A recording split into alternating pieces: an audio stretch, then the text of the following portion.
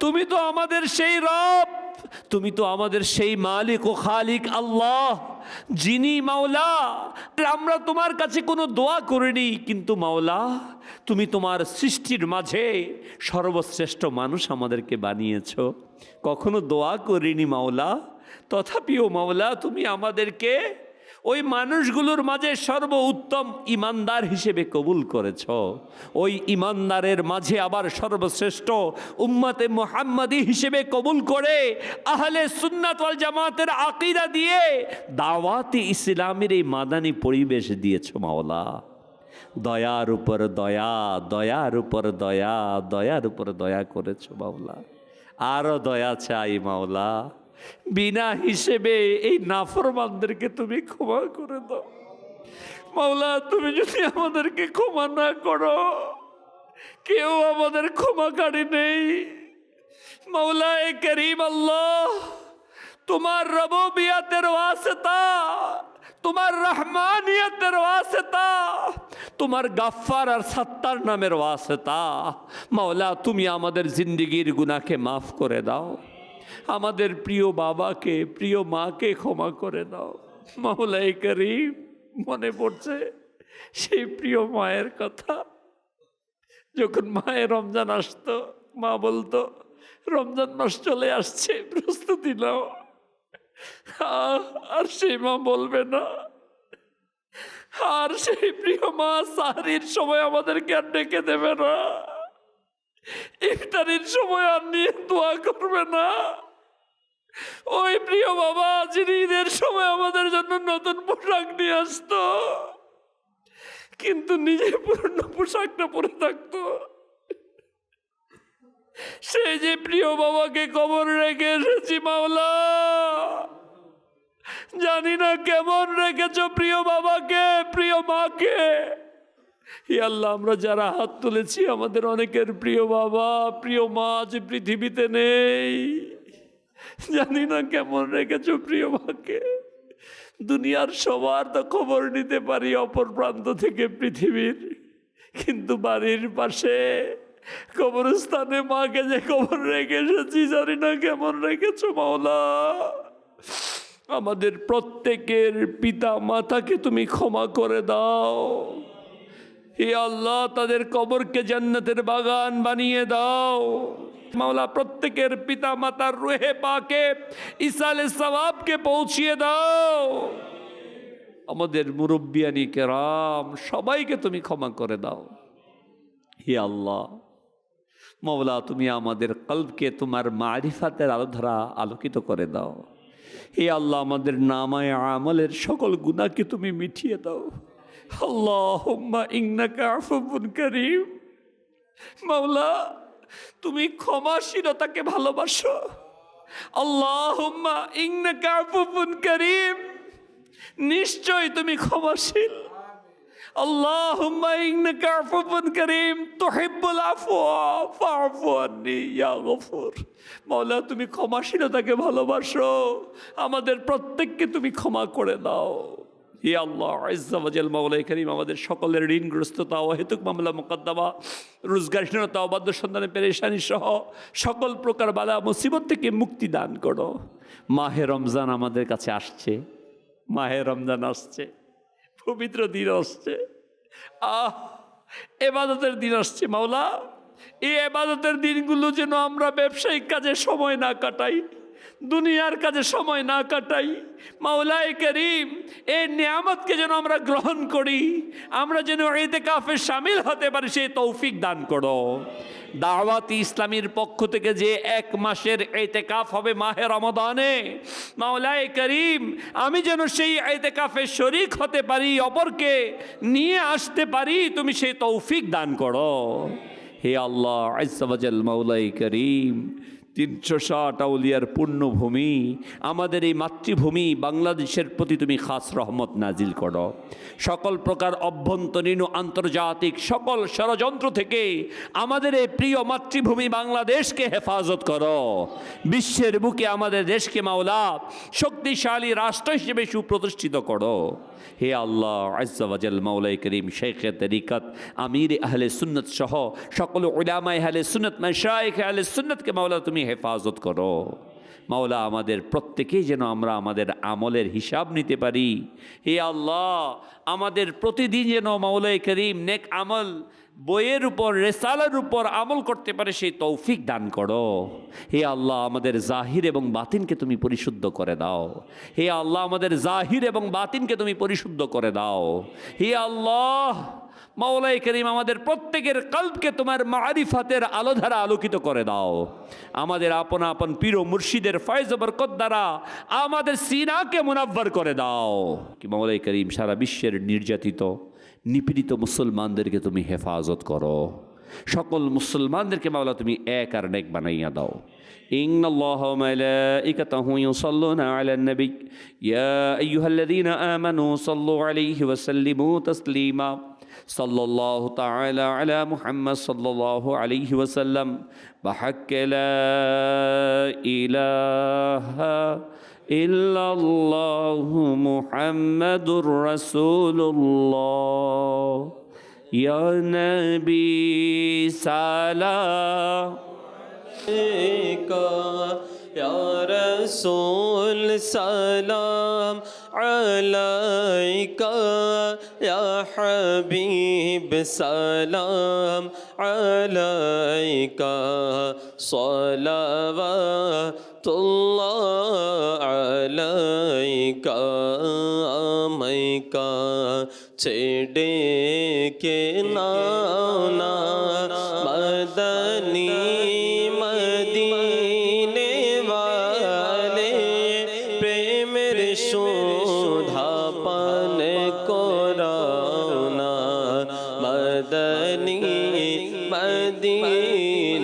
वाले या नबी सलाम अलैका या रसूल सलाम अलैका या हबीब सलाम अलैका सलावत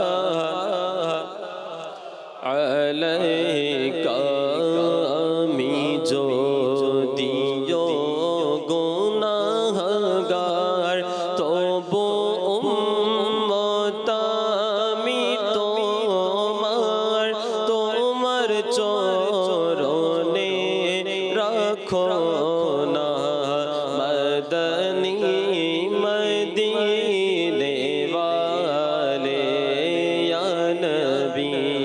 सलाम अलैका या रसूल सलाम अलैका या हबीब सलाम अलैका सलावत अलैका।